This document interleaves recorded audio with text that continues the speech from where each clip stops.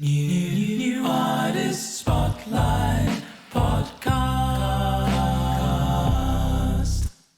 Hello, everybody. Welcome back to the New Artist Spotlight Podcast. I'm Wilko Wilkes.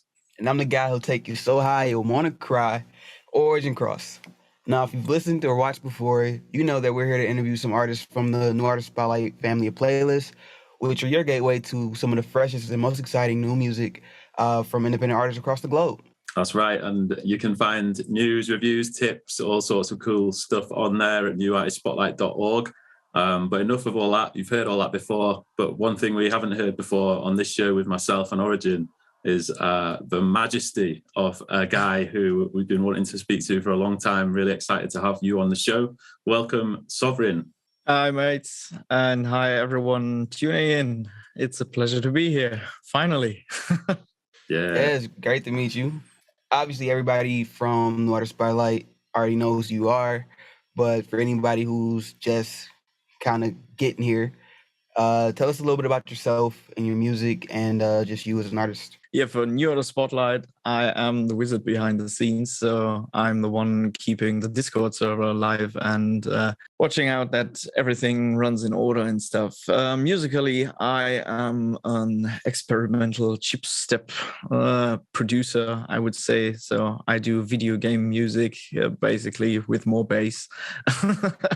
And I try my best at helping small and indie artists get a foot in the door by promoting them for free or just showing the world who they are.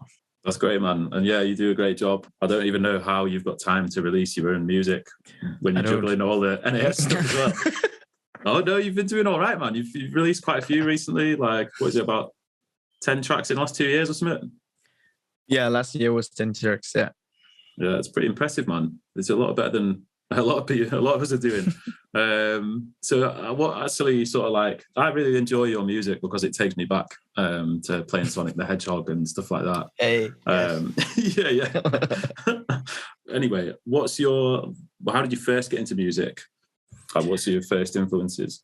I started music in the early days, I would say. Around 15, I got my first electrical guitar. My dad picked one up from a flea market and gave it to me, and I couldn't put it down. I spent like 4 to 7 hours a day playing the guitar, and I kind of collected a lot of different guitars for a lot of different occasions and was in some part of metal bands, and I still listen to metal and rock personally, but not on the job. So,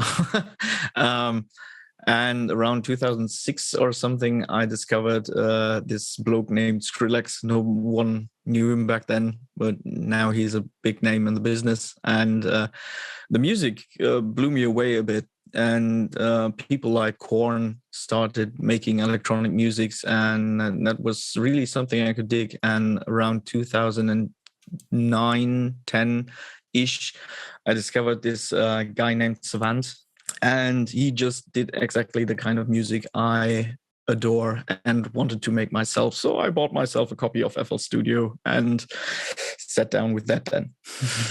You still use FL Studio now? Yeah. I saw a post recently on your page where you had FL Studio 20 all the way. Never tried anything else. I mean, it's good, especially for producing. Like I'm native to FL, so I'm always championing FL because people downplay it a lot, and I think it's pretty good. I've switched, but I still like it. I love it personally. So once you get the hang out of it, I mean, basically the DAW is just like a weapon of choice. So whatever suits your work style best is always making it sound good. Once you know the basics of mixing, like how an EQ works, which some people don't, but once you get the hang, you can adapt to pretty much any DAW that just suits what you need. That's true. It's really just about the fundamentals, like you said. If your fun part in making music is making the music and not mixing the music, why not stick with that and keep your happy face on? Exactly.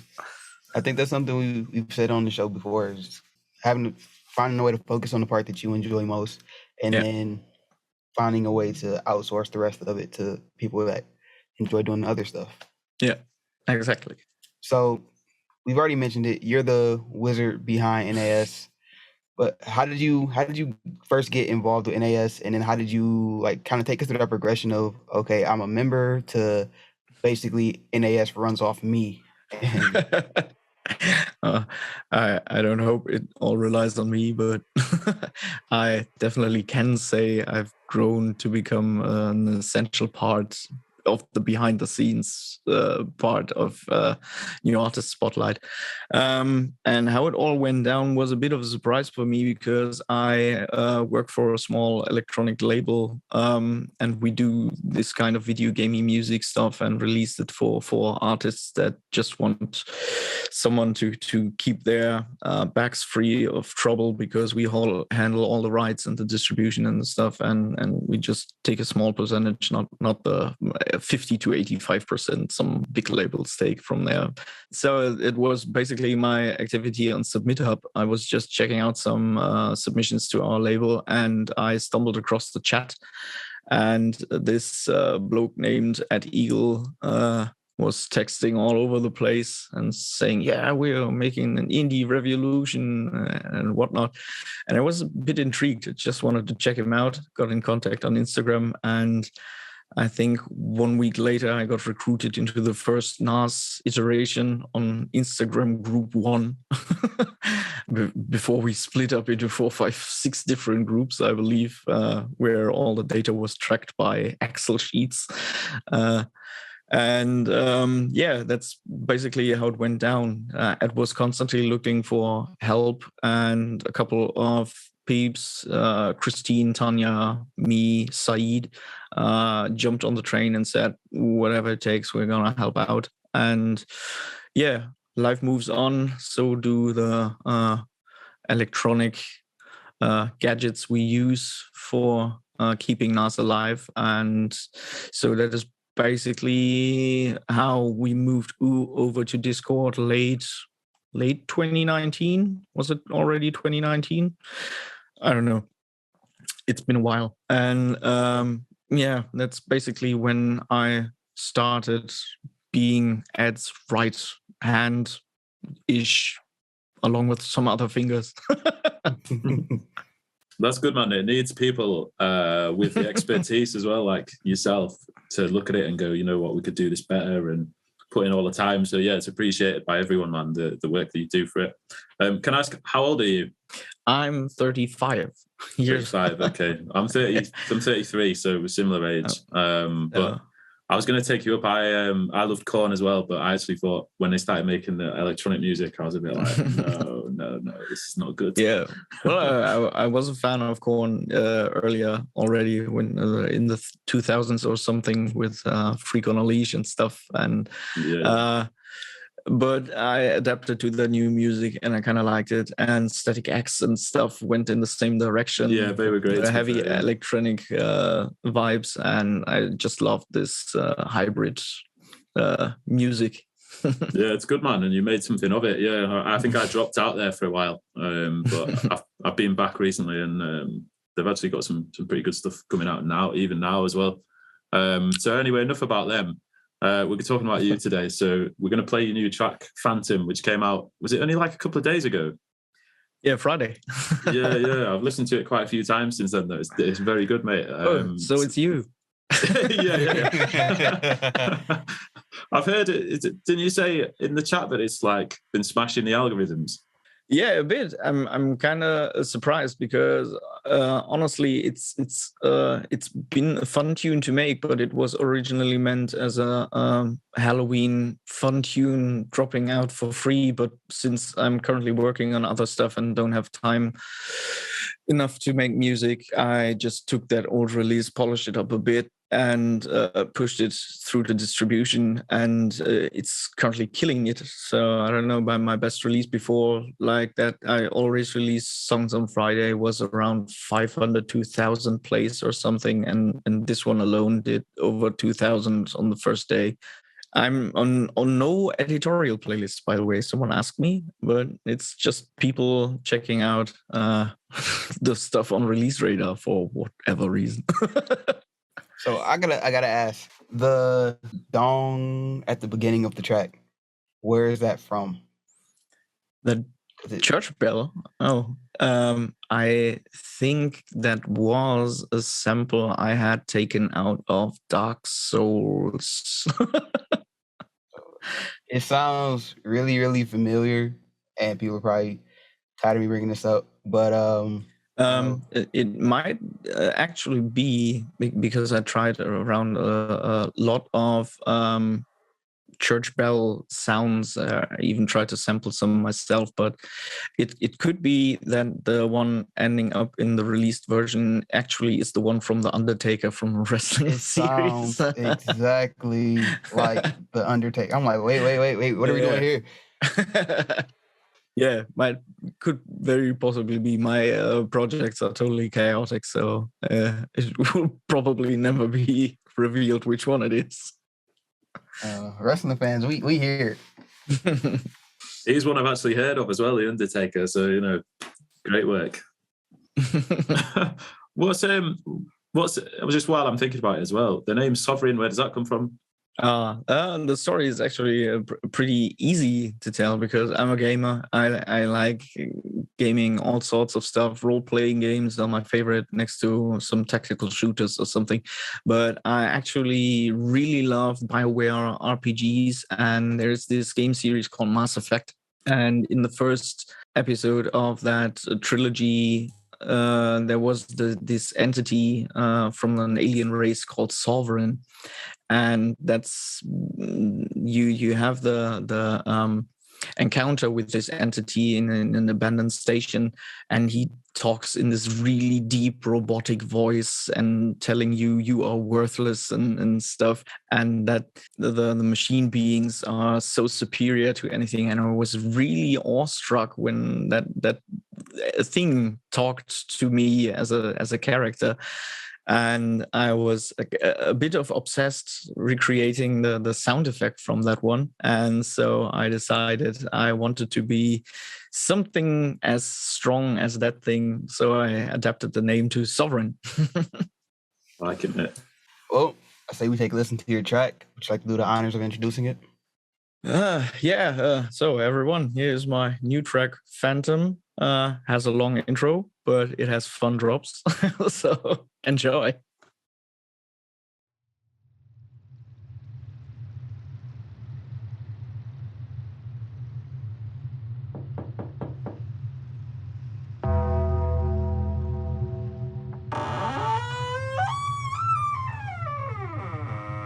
You ready?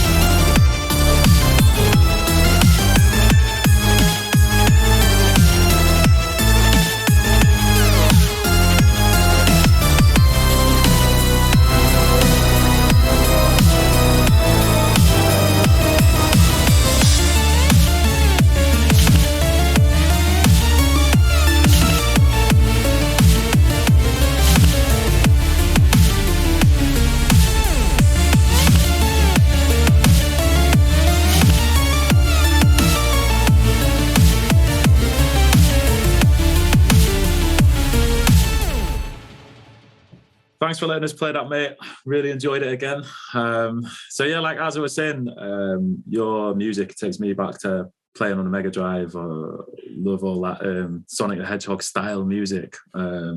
Did you play the Mega Drive? Actually, no. I was a Nintendo child, so. Oh yeah, right, okay. I have everything from Nintendo, every console, and later on all the PlayStation iterations from the 2. Go. I don't have the 1 yet, but I have every console, every handheld from Nintendo in my basement, and I'm a big fan of Kirby back there. And yeah, the PlayStation, since the multiplayer games, it's a must-have for me. Nice, mate. My PlayStation 3 stopped working before my PlayStation 2 did. That's bad. Yeah, PS3 was a bit of a duff looking back, wasn't it? Didn't seem to do much. I never got one. I just went straight from PS2 to PS4. I think I have two different PS3 versions, the slim version and the top loader version, the very first one. But they still work. I use them as a DVD player mostly. But So how much time would you say SovRin is like, as a ratio, how much time do you spend gaming versus music? So let's say I really like gaming, but since I have so much stuff to do, I rarely get to gaming. Just by example, I got Elden Ring for my birthday just about a month ago, and I think I've managed to sum up around 20 hours since then. And that's basically the most I'm playing at the moment, aside from like 5 to 10 minutes a day Rocket League or something.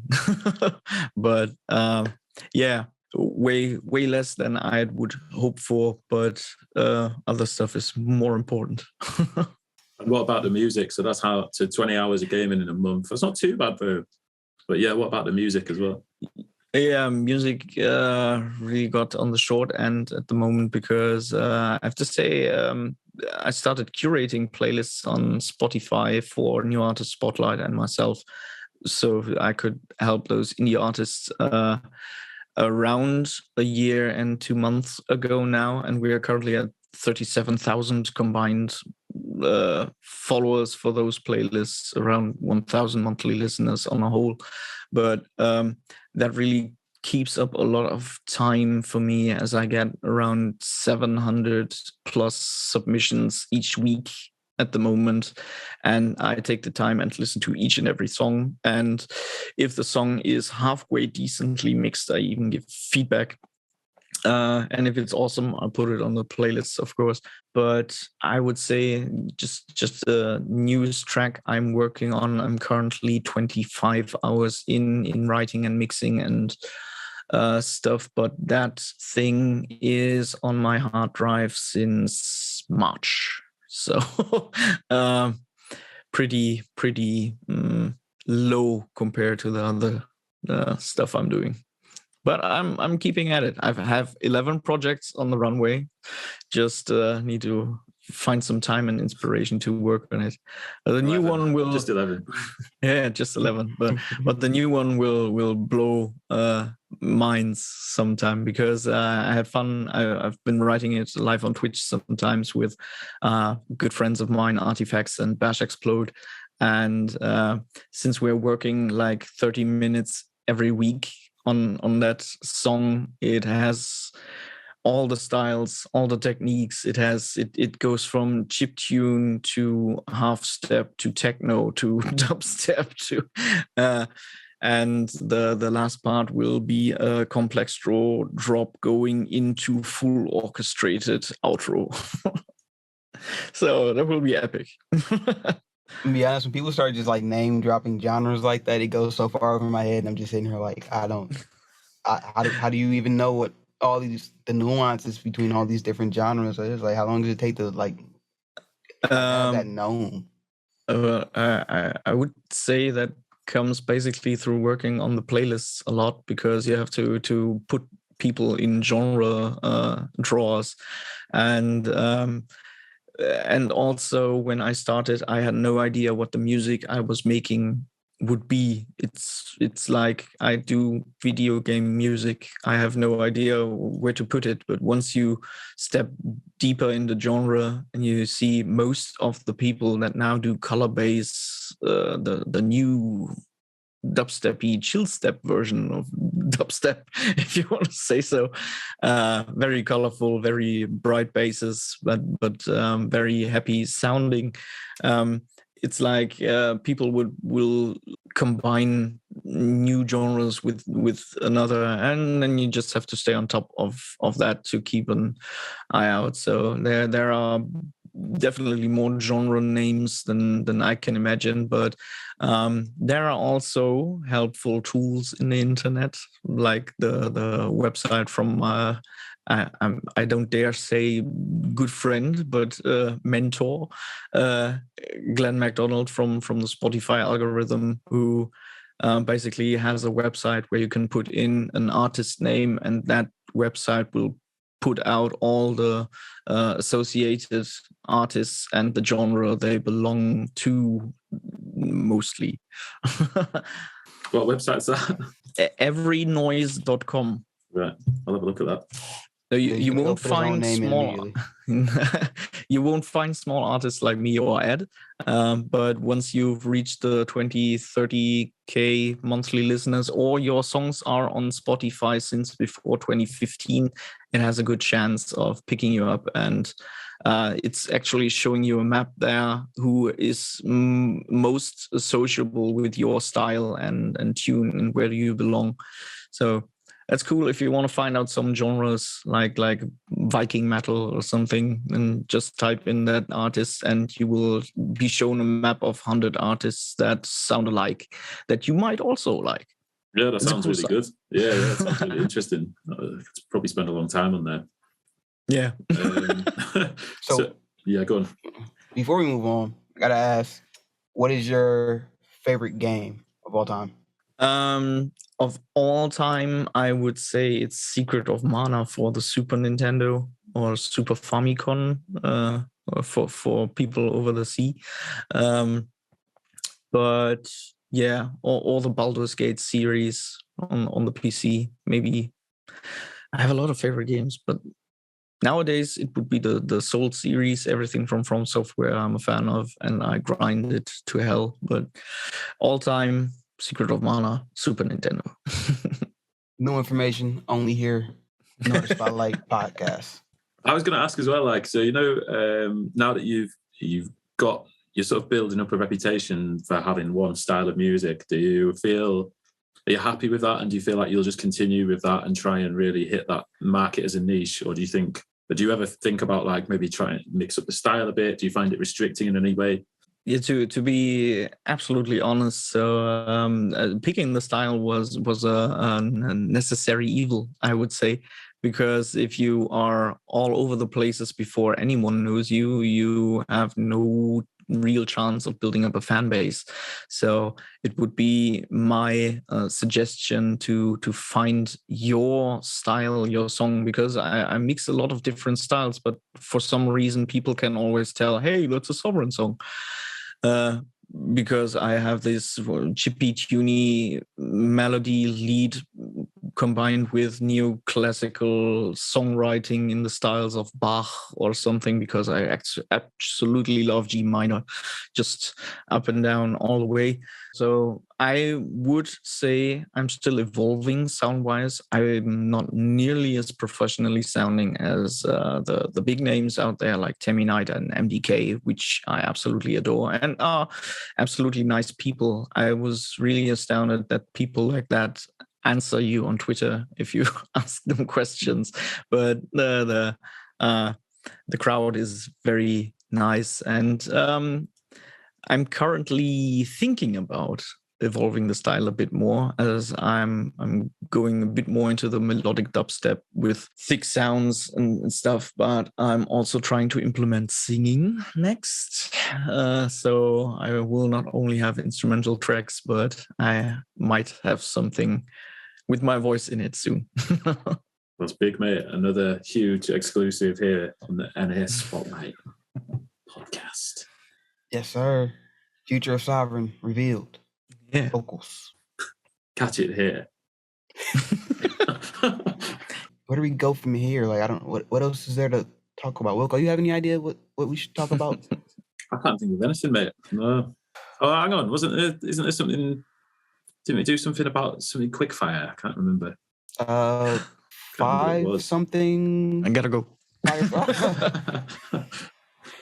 No. I mean, it should be quick. It should be like, I don't know, something about no more than 15 seconds per question or something. Let's try it. Let's just ask him 5 random questions. Let's just do that. We can call it the NAS 5 questions in quick fire time. Rapid succession or something like that. We're working on the title. We'll work on it. We'll work on it. You know what? I mean, you do so much work here. It should be easy for you, right? So what is your favorite song from the NAS playlist? Charles Connolly, Spotlight. Which NAS member would you most like us to get on this podcast? I'm choosing Coastal Town and the Damned Kirai because they do so much work behind the scene and deserve some screen time. We had Coastal Town on like last week or 2 weeks ago. Yeah. Oh no, I You've missed got to it. listen to that. Oh well, it's on YouTube, mate. Catch it up. You'll love it. I will. What is your favorite song of all time? Savant, Melodies Circus. Quick.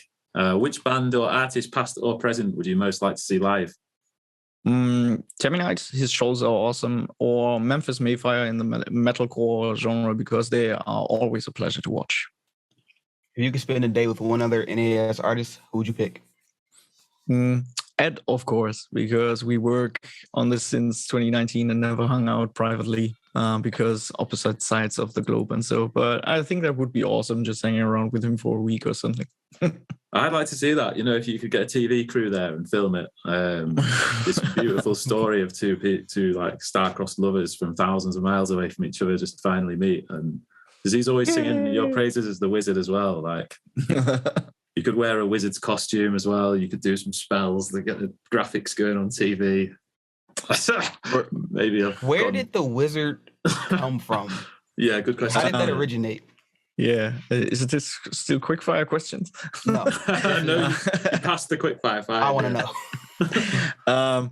I have no idea actually because I just did a lot of stuff technically that Ed didn't understand. He just called it wizardry, and for some reason that stuck. Yeah, it makes sense, man. Especially if he was trying to run UI Spotlight off Microsoft Word. Yeah. Yeah, that's great though, man. You really are a wizard. So everybody listening at home, where can they find you if they want to search for your best stuff? Spotify, obviously. Just look for SovRin there or go over to New Artist Spotlight to find me or the others because everyone deserves a shot. But on the socials, just look for DJ SovRin because someone took SovRin, some stupid technology company. But yeah, DJ SovRin on most of the socials and you can go from there. Yeah, man, it's been a great chat. Thanks again for coming on, spending some time with us. Wish you the best for your future, the 11 projects and beyond. We want to give a big thank you to everybody who was watching and helping keep NAS growing and evolving, all the partners, everybody just keeping us on radio and just doing anything to help our cause, and all the amazing creatives here at NAS. Peace out, and we'll see you next time. Yeah. Bye, everyone. New artist spotlight.